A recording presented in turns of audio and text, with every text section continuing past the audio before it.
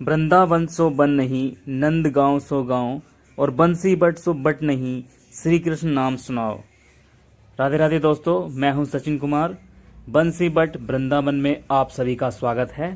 आप देख रहे हैं बंसी बट वृंदावन का मुख्य मेन गेट।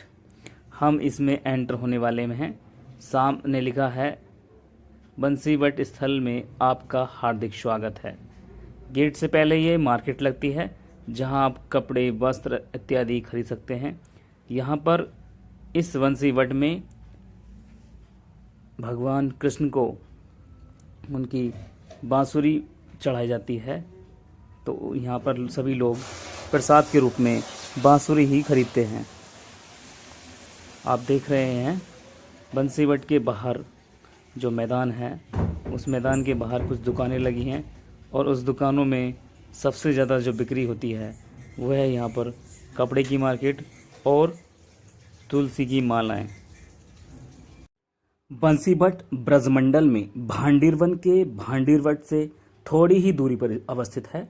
यह श्री कृष्ण की रासलीला है, रास स्थली है। यह बंसीवट वृंदावन वाले बंसीवट से पृथक है।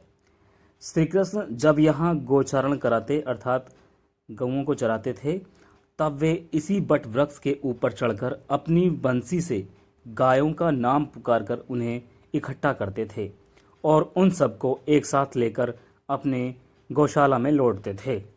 कभी कभी श्री कृष्ण सुहावनी रात्रि काल में यहीं से प्रियतमा गोपियों के नाम राधिके, ललिते, विशाखे पुकारते थे। इन सखियों के आने पर इस बंसी बट के नीचे रास लीलाएं हुआ करती थीं। मैं आपको बता दूं, बंसीवट ब्रजमंडल के 12 वनों में से, 12 मतलब 12 वनों में से एक भांडीर वन में स्थित है। यह श्री कृष्ण की रासलीला का स्थल है।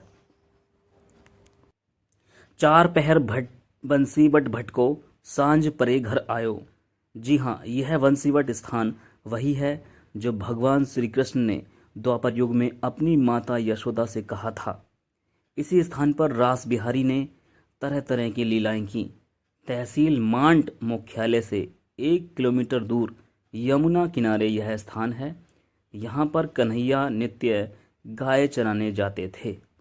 वेणुवादन, दावानल का पान, प्रलंबासुर का वध तथा नित्य रासलीला करने का साक्षी रहा। इस बट का नाम बंसीवट इसलिए पड़ा कि इसकी शाखाओं पर बैठकर श्री कृष्ण बंसी बजाते थे और गोपियों को रिझाते थे। बंसीवट नामक इस बट वृक्ष से आज भी कान लगाकर सुने तो ढोल, मृदंग, राधे राधे की आवाज सुनाई देती है।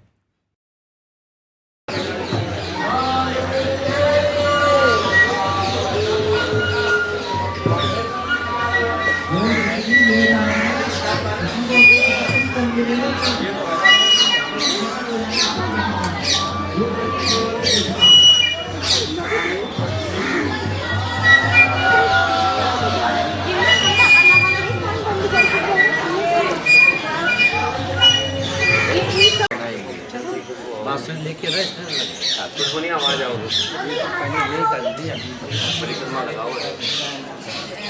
इस बट वृक्ष के सामने मंदिरों का समूह है जिसमें भगवान श्री कृष्ण राधा जी का छवि का बड़ा ही अद्भुत दृश्य सामने दिखाई देता है।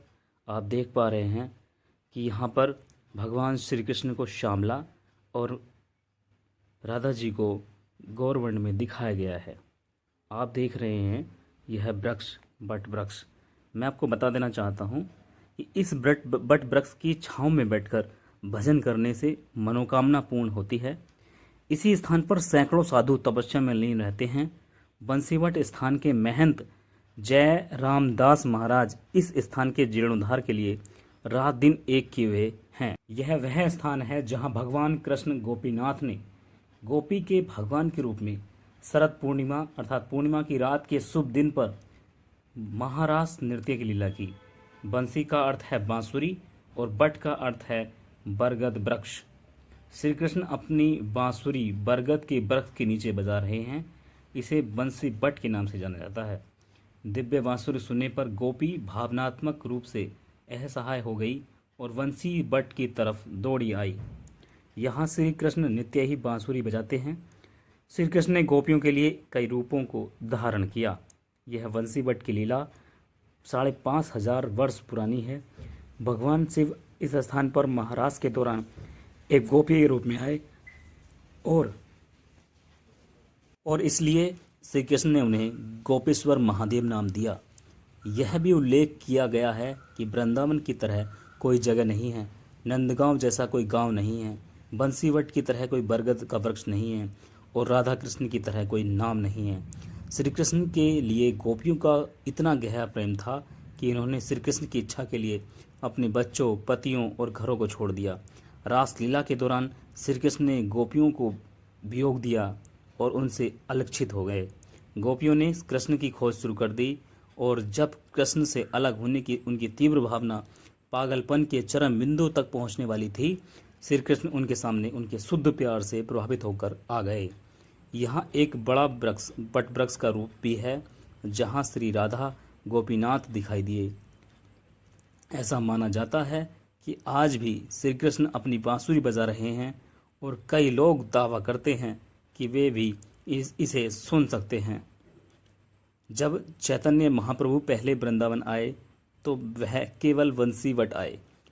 देखिए, मेरी धर्मपत्नी कितने ध्यान लगाकर सुन रही है।